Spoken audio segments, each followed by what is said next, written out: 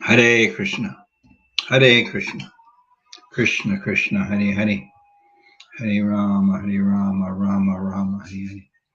Srila Prabhupada ki jai. Shri Gaur Purnim on Friday ki jai. Welcome everyone. Hare Krishna. By the divine grace of Srila Prabhupada, the ISKCON founder Acharya, we have Bhagavad Gita as it is, and that means we have the introduction to it.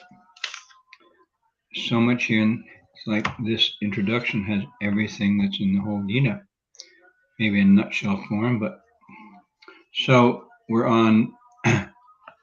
Let's first listen to Srila Prabhupada. Chant along with him if you like for the introduction.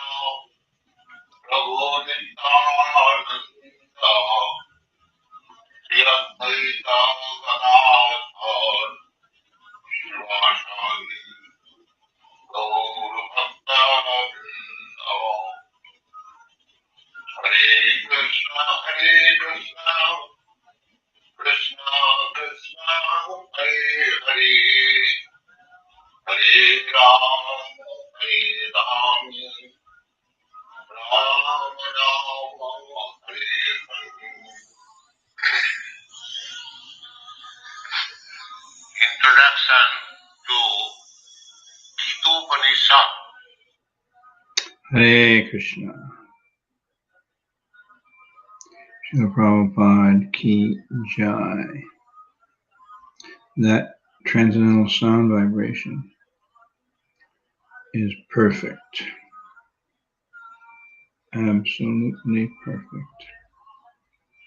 And when we hear even one syllable,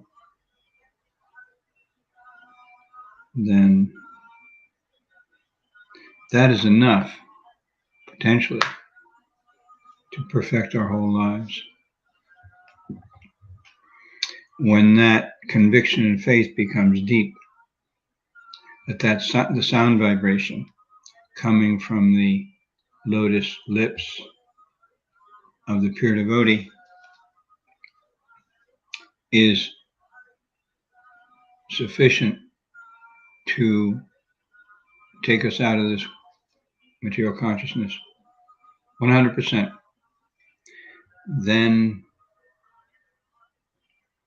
then spiritual life becomes easy. But if we're only willing to do the easy things in order to achieve that level of realization and conviction, then life will be hard. If we're willing to do things that are hard, to give up the offenses, the attachments, the independence, material independence, then life will be easy. So first, still continuing the introduction, as I said, today is the 16th of March, Wednesday, 16th of March, 2022, and we're in Whangarei, New Zealand. Wherever you are, doesn't matter. We're reading from page 16 of this version of Bhagavad Gita, as it is. Krishnendu Prabhu finished at, yet those belonging to some sectarian faith will wrongly consider that Sanatana Dharma is also sectarian. But if we go deeply into the matter and consider it in the light of modern science, it is possible for us to see that Sanatana Dharma is the business of all the people of the world, nay, of all the living entities of the universe. And our reading today starts with non-Sanatana. So Prabhupada, in the beginning of that previous two paragraphs ago, he starts talking about Sanatana Dharma. And he says, it is the eternal function of the eternal living entities in relationship with the eternal Supreme Lord. That is one definition of Sanatana Dharma. The eternal function of the eternal living entities in relationship with the eternal Supreme Lord. Today, Prabhupada's continuing. Non-Sanatana religious faiths may have some beginning in the annals of human history, but there is no beginning to the history of Sanatana Dharma, because it remains eternally with the living entities. So we're eternal, and our Sanatana Dharma, the relationship of service to the Supreme Personality of Godhead, Sri Krishna, is part of us. It's not different from our very beings. Because we're eternal, it's eternal. And because it's eternal, we're eternal.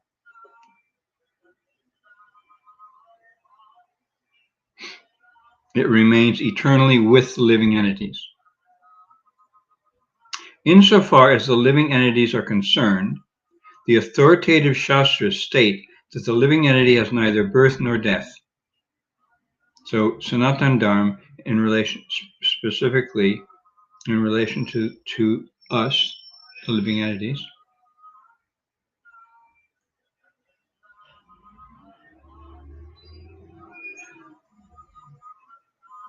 in the Gita it is stated the living entity is never born and he never dies. He is eternal and indestructible, and he continues to live after the destruction of his temporary material body. We continue living after the body is destroyed. In reference to the concept of Sanatana Dharma, we must try to understand the concept of religion from the Sanskrit root meaning of the word. Dharma refers to that which is constantly existing with a particular object. So, in our conditioned state, it's essential to understand what our unconditioned state is. And that's the A of the ABCs of Bhagavad Gita, that we're eternal. So once that's established, then we can ask, what is the activity of that eternal being? Of what is our eternal activity? And as we are Sat Chit Ananda, eternal, full of knowledge and bliss, forever, fully, that Sanatana Dharma, that activity of the eternal soul in relation to the eternal supreme soul, Krishna, is also eternal, full of awareness and bliss. And Bhakti Yoga, the eternal constitutional position of the soul, is to practice that Sanatana Dharma. Bhakti Yoga, specifically the 9 different processes: Shravanam, Kirtanam, Vishnu Smaranam, etc. Hearing, chanting, remembering, offering prayers, worshiping, surrendering at the lotus feet, etc.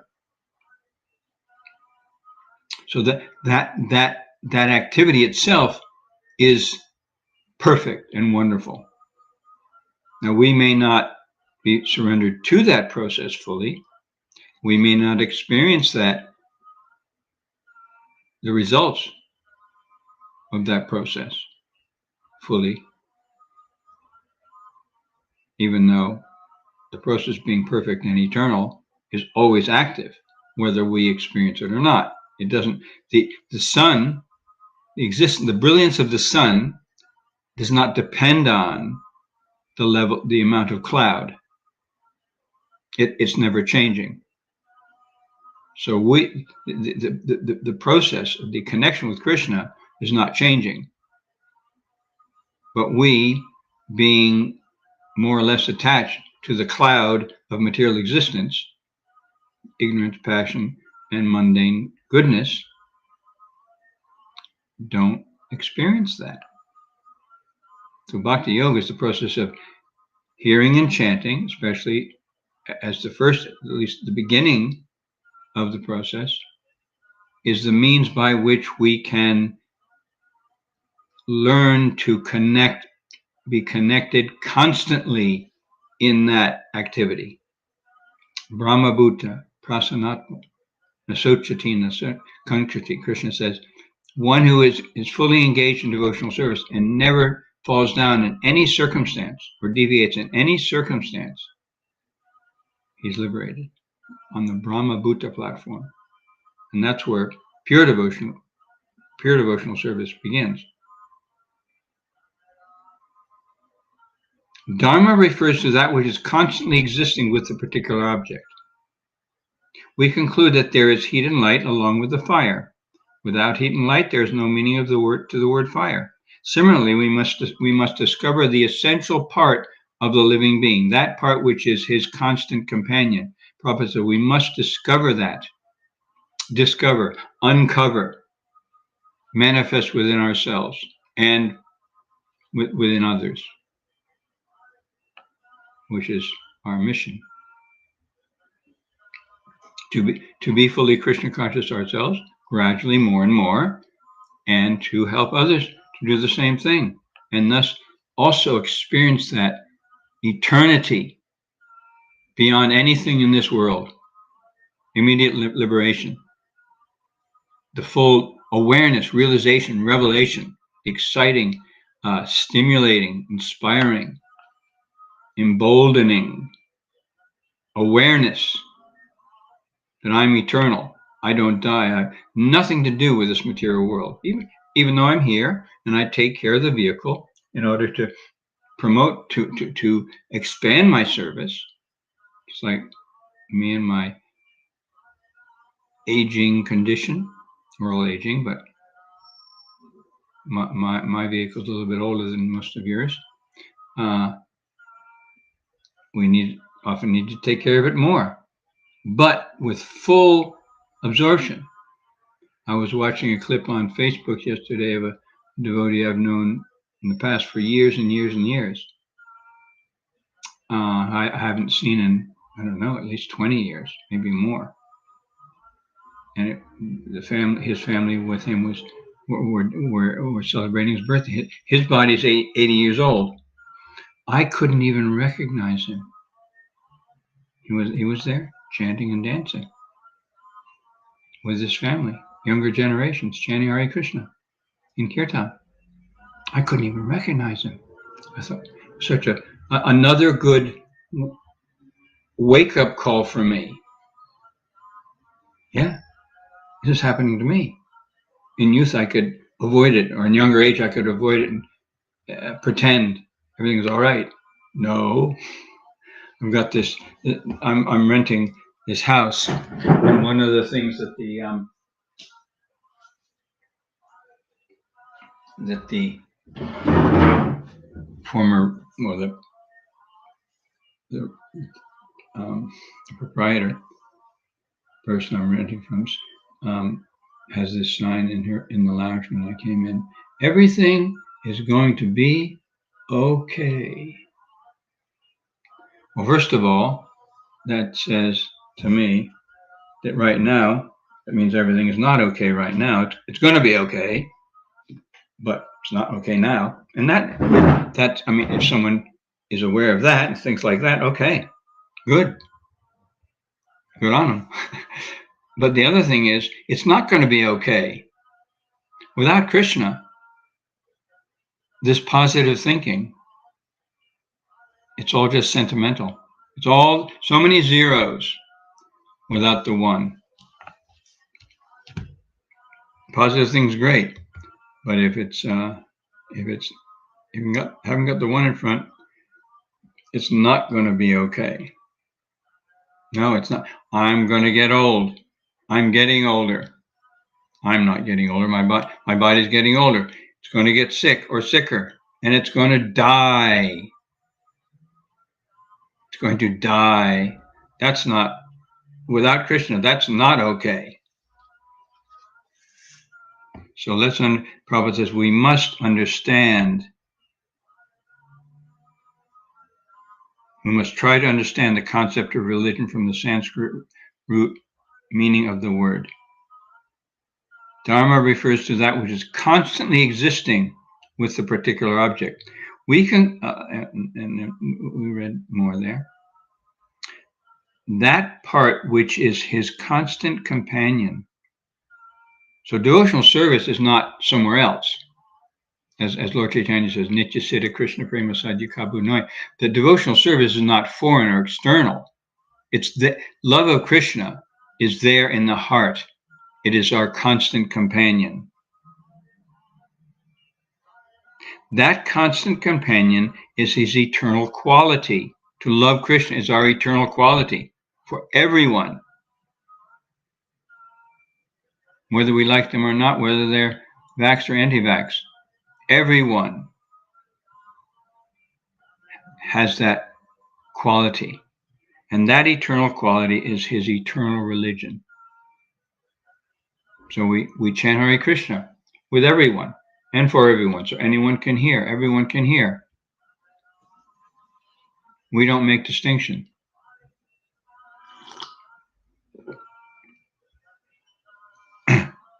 Then in the next paragraph. So as we go along, please put up any thoughts, comments, questions. Mostly I'll deal with them right away. At least put in, if you don't mind, put in your name, where you are, or Haribol, whatever. Let's do this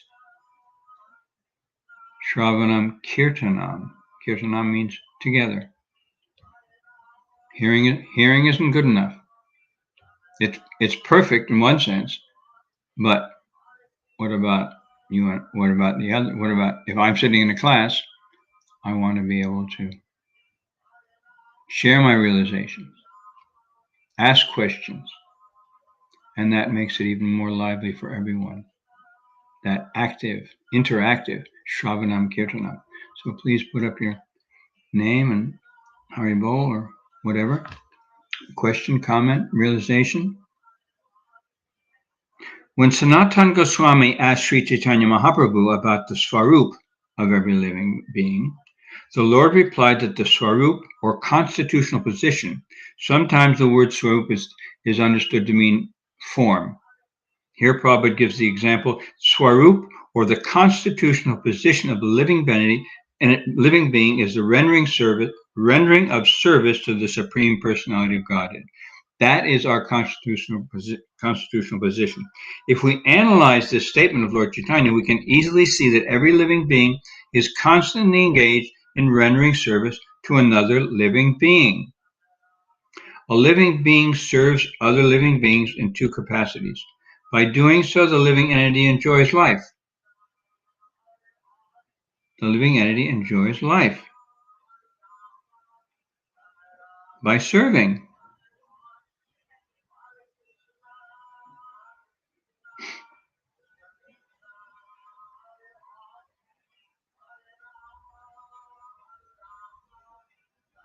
In two capacities.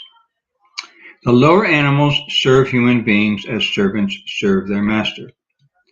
A serves B, B serves C, A serves B master, B serves C master, and C serves D master, and so on. Thank you, Bev. Hare Krishna. Great to have you here.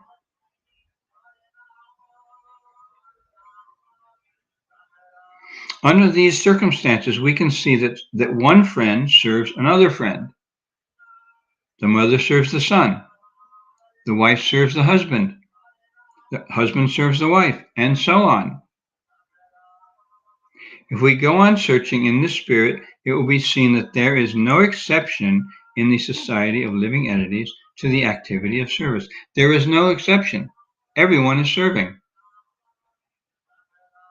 someone or something. The politician serves the politician presents his manifesto for the public to convince them of his capacity for service. The voters, this is Prabhupada talking about at least a half normal society. These days, the politician may present his or her manifesto, but it's not usually for the service to the humanity. And Prabhupada makes that very clear in Kali Yuga. The leaders are out to line their pockets, to control, and to manipulate. Thieves and rogues, he says many times in different places. The voters, therefore, give the politician their valuable votes, thinking that he will render valuable service to society. So we think that if we change the present prime minister, then it will be better. Hello? He or she may be terrible, but who else is any better? More or less. Hello. So why be engaged in political activity at all? Better be engaged in encouraging those, at least to hear and chant the holy names, those who are politically motivated, and those who aren't, and to have Krishna Prasadam, to help them come to the stage of understanding. You replace the mundane leader, and if there's no at least pious person that's in a position to replace them, what's the use? It's all a complete waste of time. Ultimately, unless people have Krishna, the one in front of the zeros, it's a complete waste of time. That's not cynical, that's real. That's my opinion. And Prabhupada said things like this again and again and again. He even, for a while, supported devotees in having a Krishna, in God We Trust political party. Later on, they saw it wasn't making any difference. So, for so many reasons, they stopped it.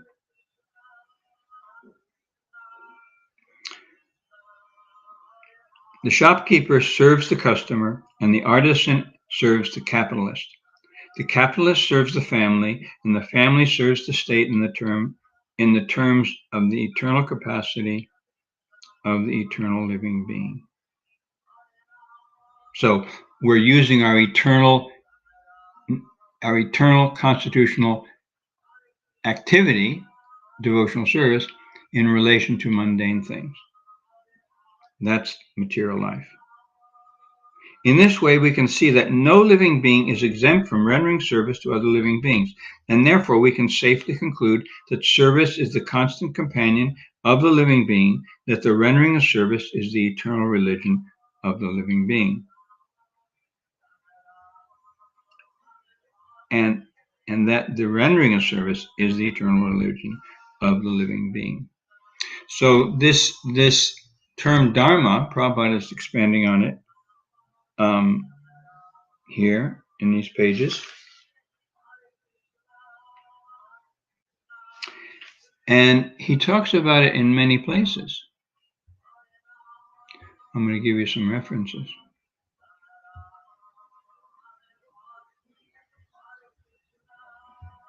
In Bombay, Mumbai now, 1972, December 26, Prabhupada gave a lecture, was talking on the nectar of devotion. He says, so Krishna says, Sarva Dharma Parityajya.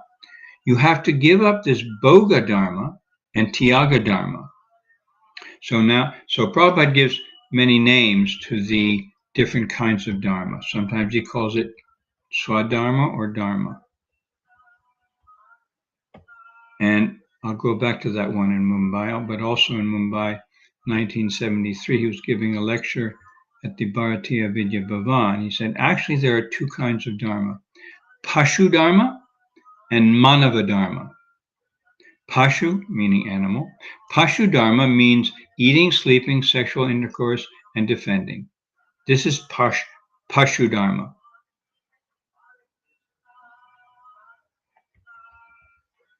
And what is the difference between Manava Dharma? He says, Manava Dharma means what Krishna teaches. Sarva Dharma Parityajya. So Krishna is saying, give up all kinds of Dharma. And in that former quote, I started out, Prabhupada speaking on the Nectar of Devotion in Mumbai in 72.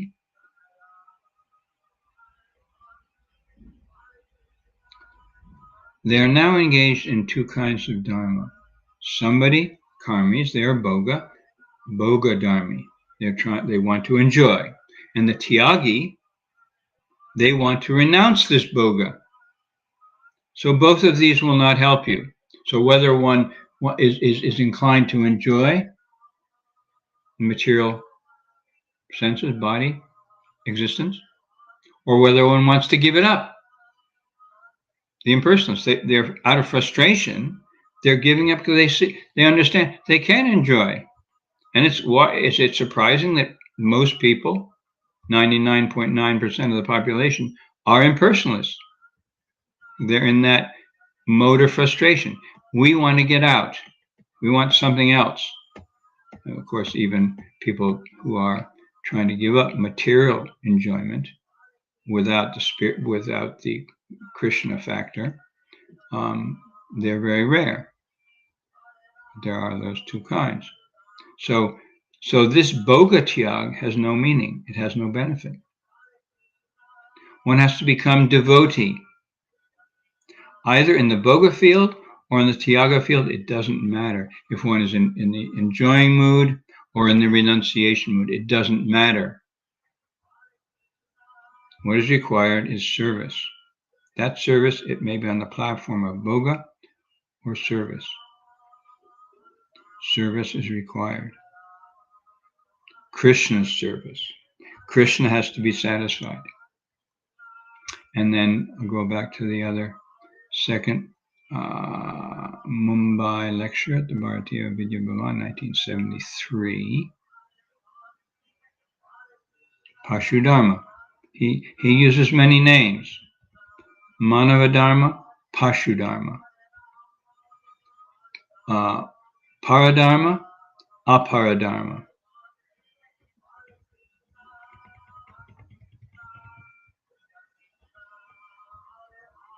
Many different terms he uses for those two. So one may say, all right, so I should be engaged, we should be engaged in the Manava Dharma, the eternal Dharma, Krishna consciousness. So, Atmananda Das, Hare Krishna, thank you. We should be engaged in the Manava Dharma, that which Krishna wants, according to the Shastra and spiritual authorities, Guru, Sadhu, and Shastra.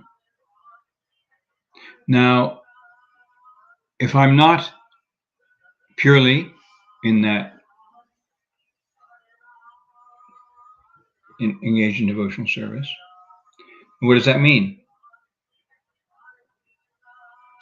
Because the impersonal approach or answer to that question is that I stop everything.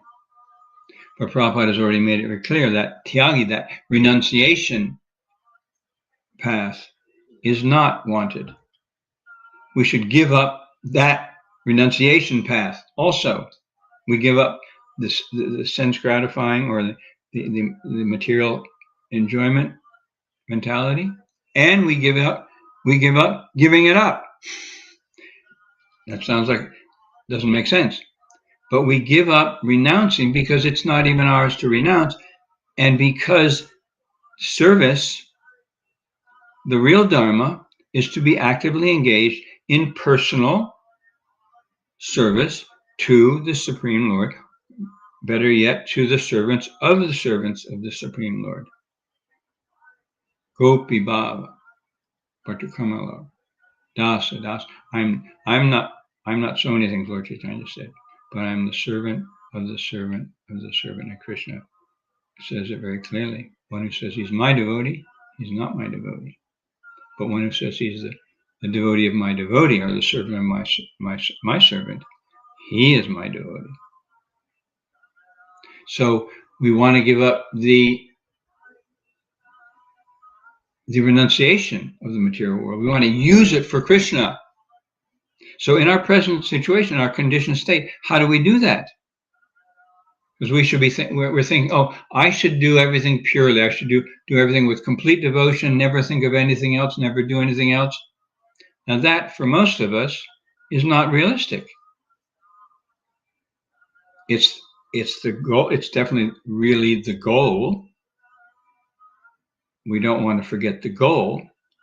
But if we live in this should mentality, then we're denying validating ourselves, and we're obstructing our being empowered to advance quickly in Krishna consciousness. This negative self denial coming in the form of low self-esteem or artificial humility, that is not real humility. Real humility, Prabhupada says, is to preach Krishna consciousness boldly. Boldly. So how can we be bold? With our own minds, in our relations with others, in our efforts to preach or distribute prasadam, whatever, or supporting the Sankirtan movement. How can we be bold in that? Because the soul is bold. So if we're thinking, I should do this and I should do that, which it implies I'm not doing this, I'm not doing that, therefore I'm bad, or something wrong with me, I'm defective. The mind plays these games. Therefore, psychology used in Krishna service is very important and valuable. And because we have a psyche, because we have a psychology, because we have a mind, a crazy demon mind, it's very helpful to understand what we're doing to ourselves. We certainly can't, if we don't accept and love ourselves, how are we going to accept and love others? What to speak of Krishna? So I'm stressing this because this is my field of service, very powerfully. And I see that, as Prabhupada says, first control the mind. Unless we can do that, unless we understand and control and learn to use the mind, and notice, yes, I'm telling myself I should do this, I should do that, I should do the other. And because I'm not, there's something wrong with me, or Krishna doesn't like me, or I'm not good enough. All this stuff, it's just tricks of the mind. And they're real, and they need to be dealt with. So there's a nice example. Say, for example, in relation to prasadam, right? There's a beautiful pastime in the Chaitanya Charitamrita, right? 14th chapter of the Madhya Lila. Now I'm bringing this up because from the perfect point of view, we should not be enjoying prasadam materially. And yet, because we're Anandamaya Vyasat, we're pleasure-seeking beings, we can't live without pleasure, material or spiritual. Then, until we're pure, it's important to have tasty prasadam. Should we overeat? No. Some of us overeat. It's a challenge for me, personally.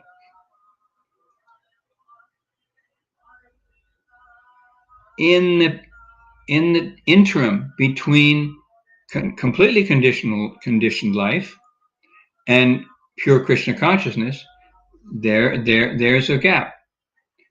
That is the time when we progress to learn how, for example, to respect prasadam fully without taking more than we need. Actually developing the mentality that I'm eating to live, not living to eat. I'm taking just what I need to keep body and soul together, as Prabhupada says. So unless and until we're on that platform, then how do we deal with prasadam? Well, of course, we offer all our food to Krishna. And while we take prasadam, we want to meditate on how Krishna has tasted this. And these pastimes, I'm going to share with you one of these this pastime I'm going to share with you being one of them.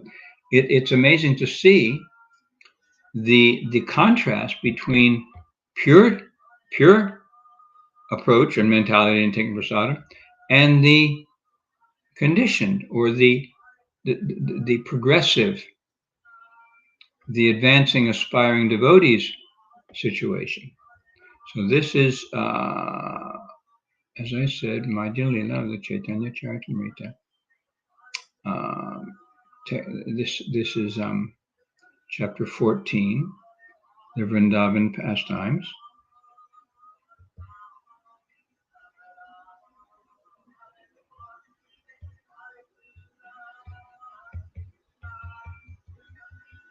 Where the performance of the Vrndavan pastimes.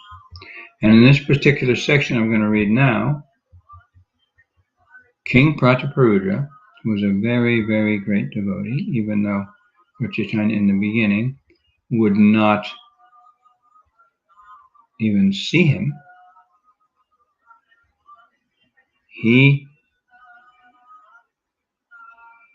This verse 24 says, the King Prataparudra Maharaj also sent a large quantity of prasad through Sarvabhauma Bhattacharya, Ramananda Roy, and Vaninath Roy.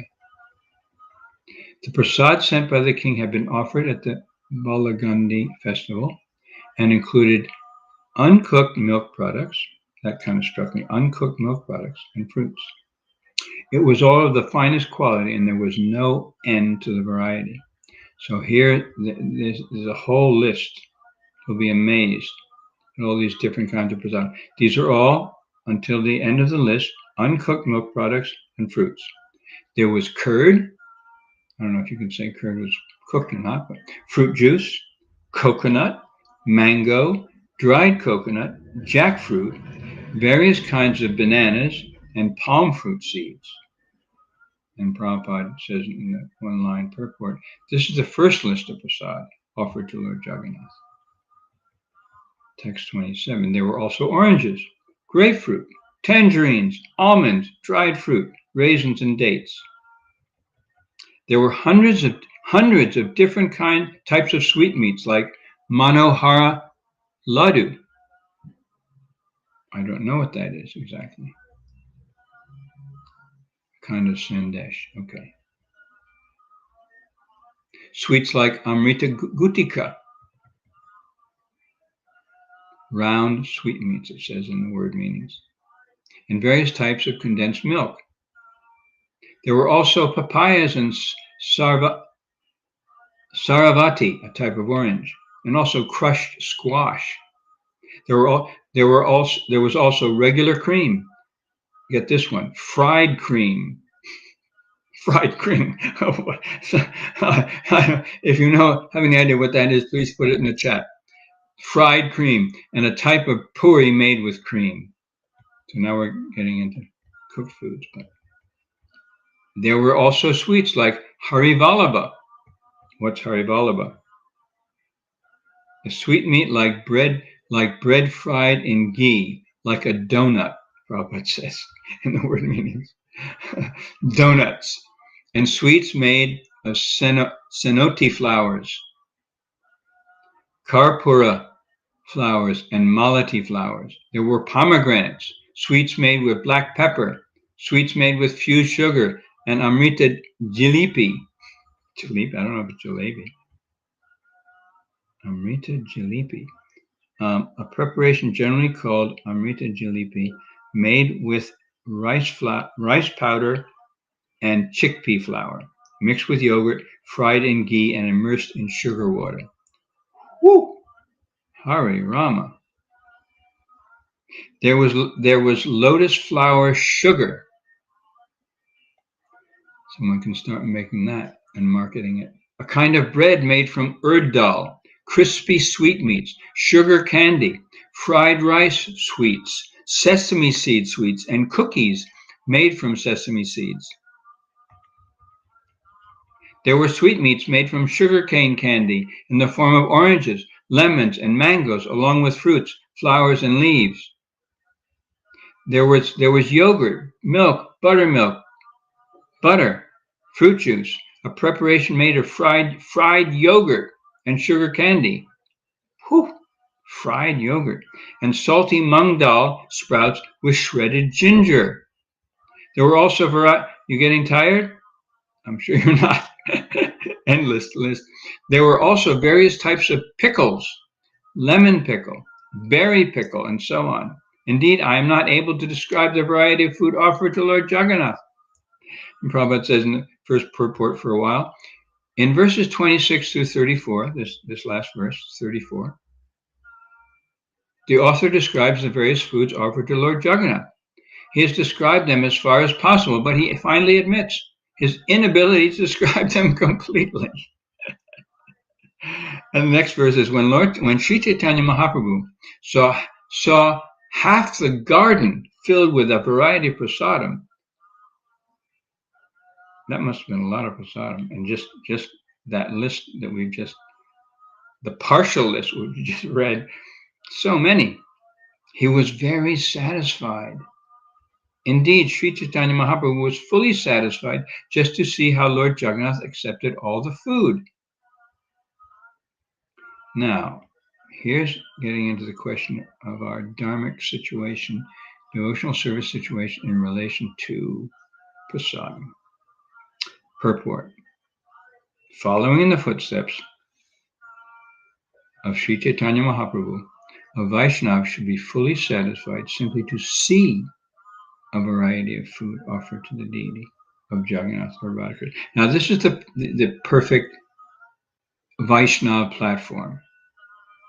Now, I'm not a Vaishnava, and probably most of you are, like me, aspiring Vaishnavas. The pure Vaishnavas should be fully satisfied simply to see a variety of food offered to the deity of Jagannath or Radha Krishna. A Vaishnava should not hunger for a variety of food for his own sake. Rather, his satisfaction is in seeing various foods being offered to the deity. All right, so we get it. Clear. This is the standard. But if I expect myself right now to not hunger for a variety of food, at least for me, that's unreal. I'm interested in a delicious variety of food, if I'm honest. And maybe that will apply to most of you. We're not on the level of simply being satisfied by only seeing the food, as Lord Chaitanya was. So how do we apply devotional service, the constitutional position of the soul in service to Krishna, to this challenge? I know I shouldn't be attracted. I should be fully satisfied just by seeing the food offered. And yet I'm not on that platform. So Prabhupada said, prasadam should be tasty. So yes, all these foods are being, and fruits and uncooked milk products are being offered to Krishna. And even though we know the perfect standard, we're getting the remnants. In fact, Krishna is so kind, he just sees it, he can see it and enjoy it. We can't do that yet. We're not on that level, at least most of us. Perhaps all of us. And we get the remnants. We get the food that's been offered to Krishna. As Prabhupada says, the king gets so many wonderful, palatable dishes, as does Krishna. And the servant gets the same thing that's left. And Krishna, he just looks at it because he knows that he wants to leave it. He's leaving it for us. That's his setup. He doesn't eat it as we do. It doesn't disappear and turn into something else as it does in our case. So he kindly, and that's the arrangement, even though the pure devotee and the Lord himself, Lord Chaitanya, are fully satisfied just by seeing it. They do not hunger for a variety of food. And if we pretend that we're on that level, or that we should be on that level right now, we're going to be frustrated and have a serious problem and be stuck in the self denial of the reality of the present reality, our own present reality. So devotional service in relation to Dharma, our spiritual Dharma, is to apply our understanding with the support of others, realization and encouragement where we're at now, not where we should be. And Prabhupada mentions this specifically in the Bhagavad Gita. He mentions the term psychophysical nature. He says there that the duty of the spiritual master is to understand the psychophysical nature, the mental and physical condition of the disciple or dependent, child, friend, employee, maybe parent, student, where he or she is now,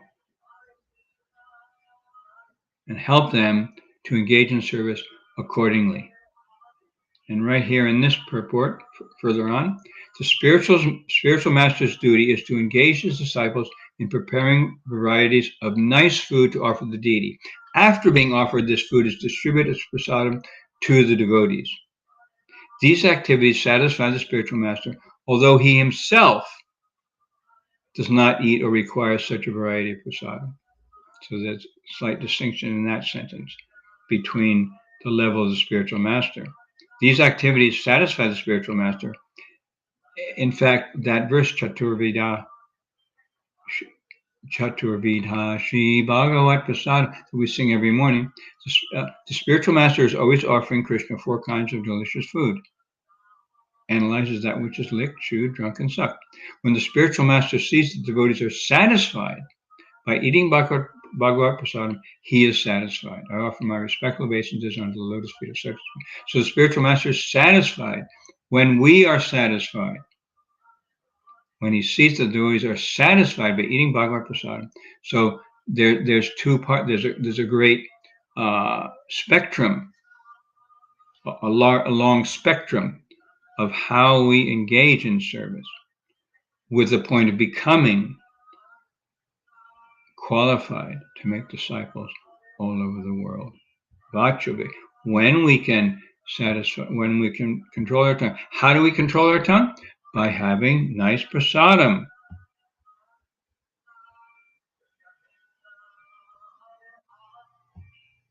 These activities satisfy the spiritual master. So those are some points. So it's important to understand our own psychophysical nature. Without understanding and being honest about where we're really at right now instead of where we should be, focusing too much on where we should be, that can be discouraging, obstructive to our own personal advancement, and giving in to the dictations and the thoughts and the conditioned dictation of the mind.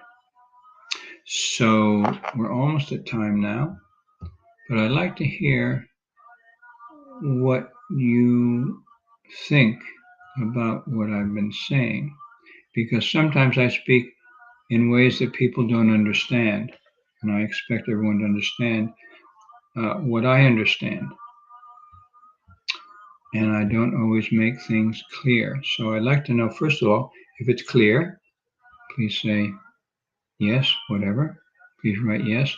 And if it's not clear, or if you want some expansion on a particular point that isn't clear enough or is interesting for you, or a realization about what I've said, or a doubt, please put that up, because if I can support you in advancing in Krishna consciousness, then I advance further in Krishna consciousness. In fact, according to Bhagavatam, if a Brahmin doesn't share the knowledge that he's acquired, he's like a cracked pot. I don't know if the expression crackpot crackpot comes from that, but he's like a cracked pot, and the knowledge that the water in that pot, that what's in that pot, will leak out. Thank you, Bev. It's clear. Maybe you've understood everything I've said already. All right. So I'll wait for any more comments or questions for a couple of minutes, and go back if there's go back also to that, some of the quotes that Prabhupada spoke or wrote.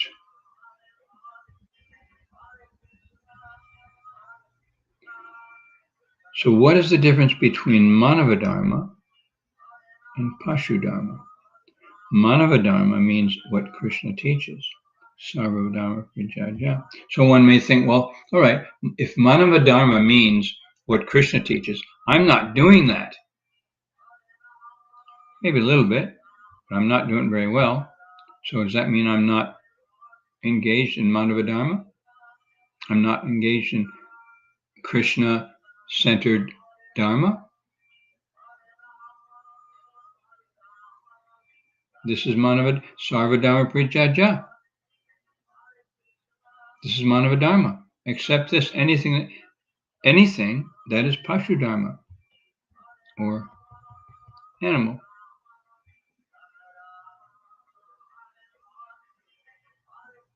Animal Dharma.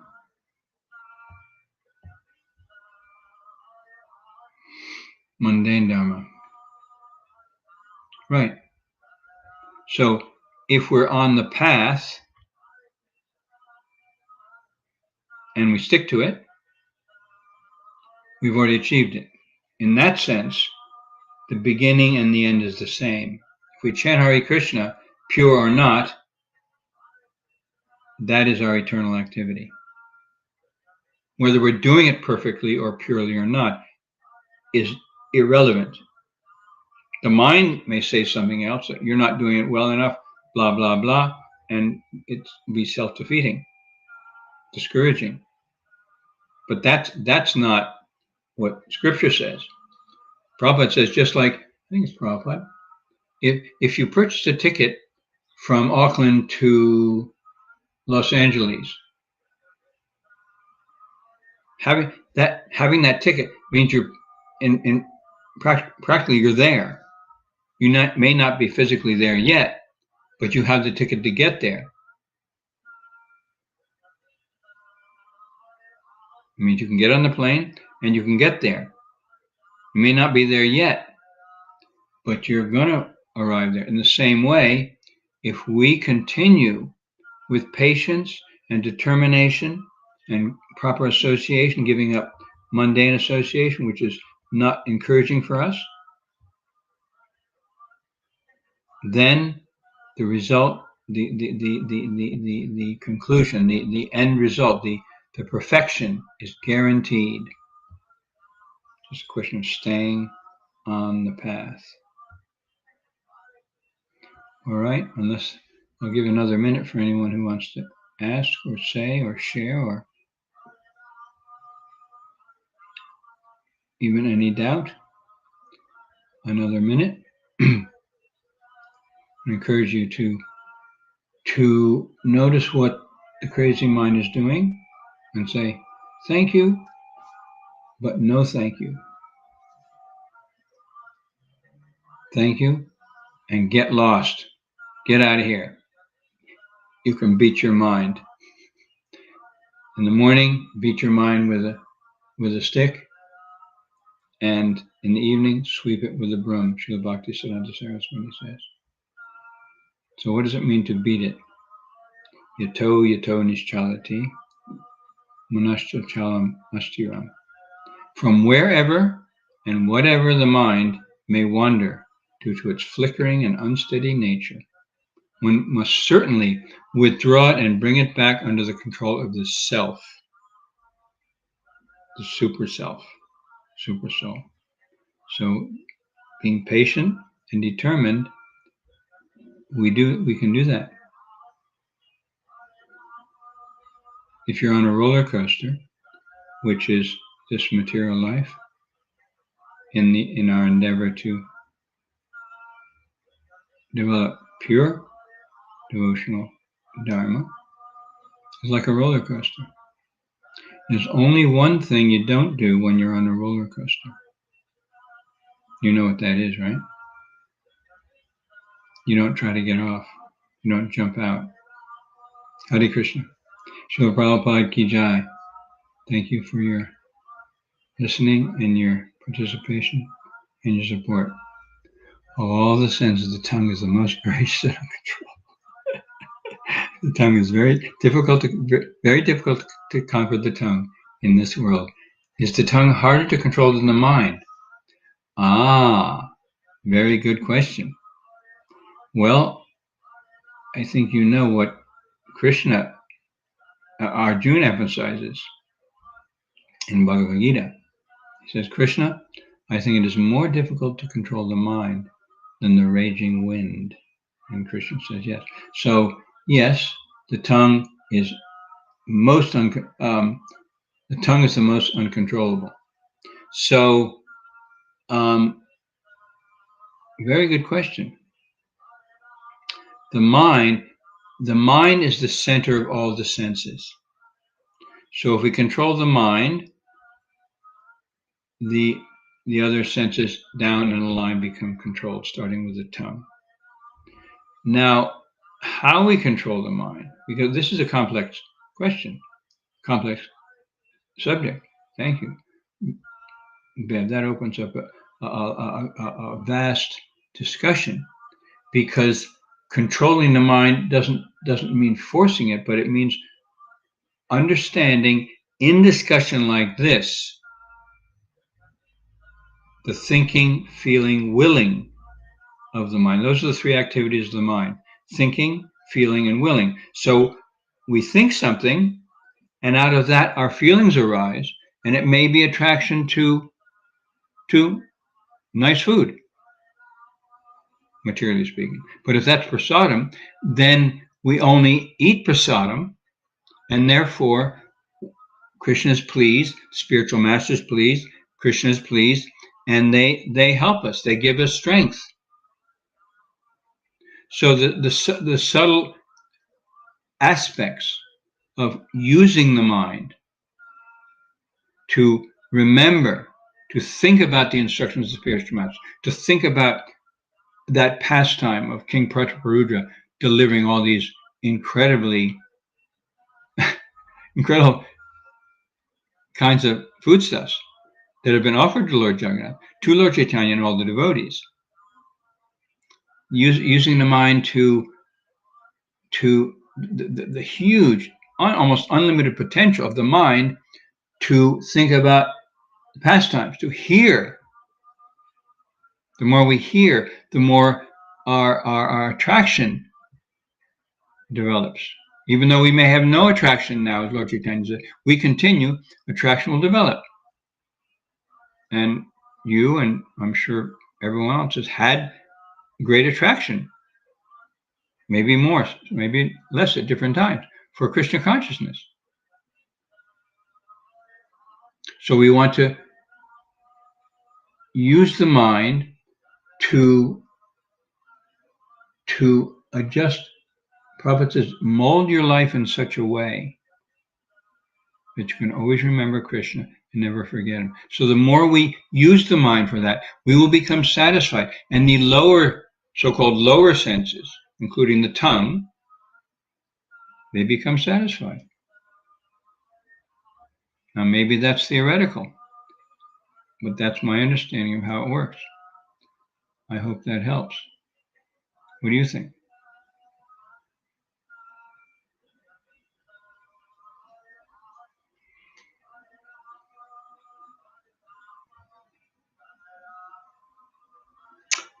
All right.